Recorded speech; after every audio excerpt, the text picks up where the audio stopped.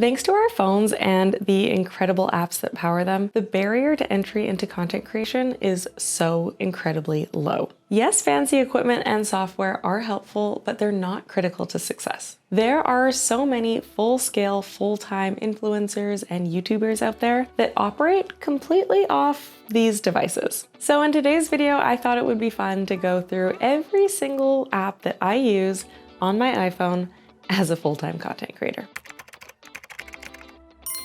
I was originally just gonna wing this video by going by order of my home screen or in alphabetical order, but I have so many apps that I knew that would just get chaotic really fast. So I sorted all of my apps into categories to make it a little bit more logical and easy to follow, and I have included the timestamps below. First, we have our social media apps and platforms, which for the most part don't need much of an explanation or introduction, but I do have two on my phone that you might not have heard of. First up, we have Vero, which has kind of been touted as the photo app that will replace Instagram, or at the very least, the app that photographers can really feel at home at. Honestly, I've been kind of intimidated by it. I've made a profile, but I haven't posted anything. I also haven't followed very many people on it, so when you scroll through my feed, it is quite literally just like Peter McKinnon, a little bit of Peter Lindgren, and more Peter McKinnon.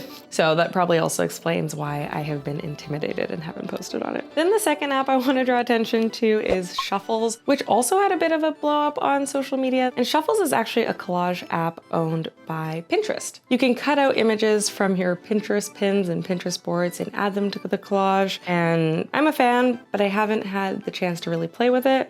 But I really do believe in its potential, so it's still on my phone. The next category is made up of apps that I use for content creation. First and foremost, we have Adobe Express, which I am an ambassador for. No, this isn't sponsored or anything like that. I just love my Adobe Express pillow. Adobe Express is a design app which I primarily use for making Instagram carousels, YouTube thumbnails, Pinterest pins. I do prefer to use the web browser version on my computer, but I do still use the mobile app for creating carousels on the go, to post any of my scheduled content, which works really well actually because any of the designs I work on my computer will sync seamlessly with the mobile app. I do technically still have Canva on my phone, even though I haven't been using it very much. I've been working on really migrating all of my design workflow from Canva to Adobe Express, but the migration isn't quite complete. Then when it comes to assisting in capturing my content, I have the Canon Camera Connect, which is sometimes a little bit glitchy, but does a pretty good job of connecting with this camera, the Canon RP. I use it primarily for two things. One is to import all of the footage or pictures I've captured on my camera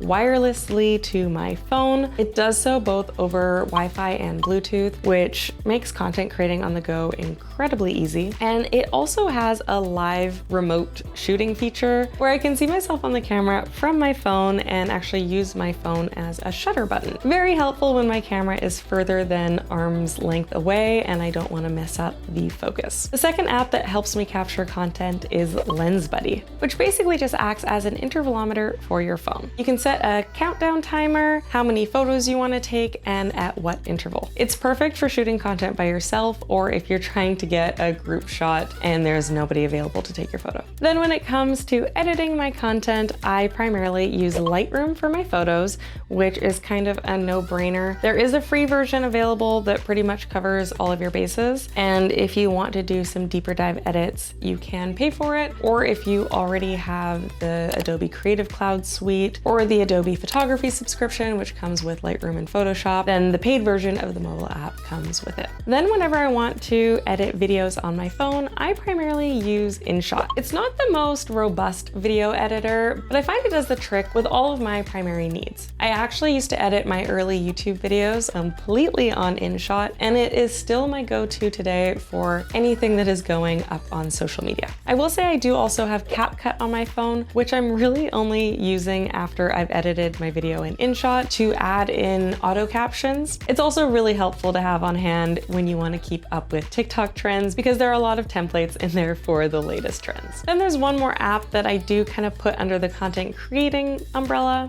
and that is TikSave, which actually, now that I think of it, might be obsolete. I have been using this app to download my TikToks without the watermark so that I can repurpose them on YouTube Shorts and Instagram Reels. I have been paying for it. I think it's like a yearly subscription of like $75, which hurts up front, but honestly, it has been instrumental in my workflow. But now that TikTok has the ability to download your drafts without the watermark, I don't really know how much use I will have for this app.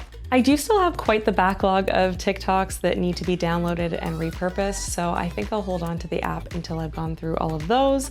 And it is still helpful if you forget to download your TikTok before publishing it. We'll see, maybe I'll do like a 2024 version of this video and we'll see if I'm still using it. The next category of apps is productivity. And I want to start with an app that I have been telling everybody about, OneSec. It's incredibly ironic, but while my business is built upon social media is also the biggest detriment to my productivity. I find that it is not only the biggest time suck, but it also has a really negative impact on my mental health. And I found that as much as I knew I shouldn't be wasting my time on social media, I just couldn't get off of it. So I saw somebody talking about this app called OneSec, which essentially curbs your habit to just open these apps on impulse. When you go to open up Instagram, a little animation pops up and it will ask you to take a deep breath, and at the end, it will show you how many times you attempted to open the app in the past 24 hours,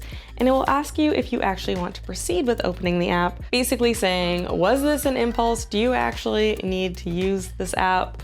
Or could you close it and do better things with your time? The next app I have for productivity is Focus Keeper, which is basically a Pomodoro app, which helps you leverage the Pomodoro method of productivity, where you set a 25-minute timer to work on your task. You sit down and do it. At the end of that timer, you get a 5-minute break. And after 4 sets of 25, you get a 15 to 30-minute break. This method is one of the very few productivity hacks that works for me, because I find the hardest part of doing anything is just sitting down and doing it. And once I get in the groove, everything's fine from there. So this app is definitely a go-to of mine when I'm feeling kind of all over the place and I know I just need to suck it up and sit down and work on a task. Something really niche that I love about it too is that it has the actual like ticking sound of the old Pomodoro timers, cooking timers. I don't know, something about the ticking just helps me focus. Darren hates it though, so when he's in the room, I have to put headphones on or just turn it off. We all work differently. Then on my phone, I have my favorite app of all time, Notion. I've been using it for about 2 years now, which is the longest I've ever been able to commit to any type of productivity, organizational, database storing app. I very much see it as my digital brain, and it's where I dump all of my to-do lists,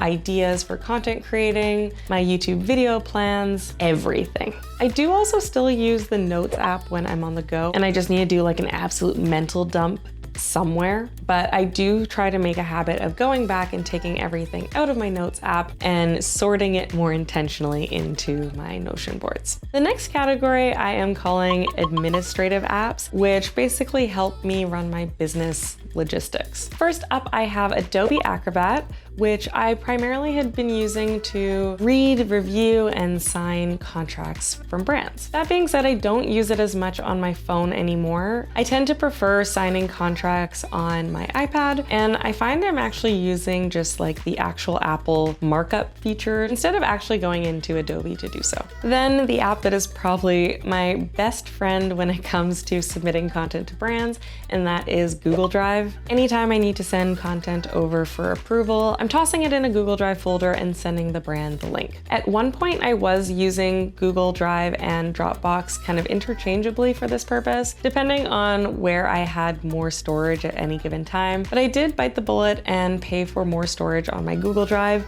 so that has now kind of been my primary app for that purpose. Then to track my finances, I use QuickBooks Self-Employed. I have the app on my phone, mostly just for easy access. In a perfect world, if I was being super organized, I would be using it to track receipts in the moment and categorize my purchases as self-employed or personal, but your girl's not that organized, so yeah, I don't use the app as often as I should. Then I have two other apps that I'm kind of just squishing into the administrative logistics one.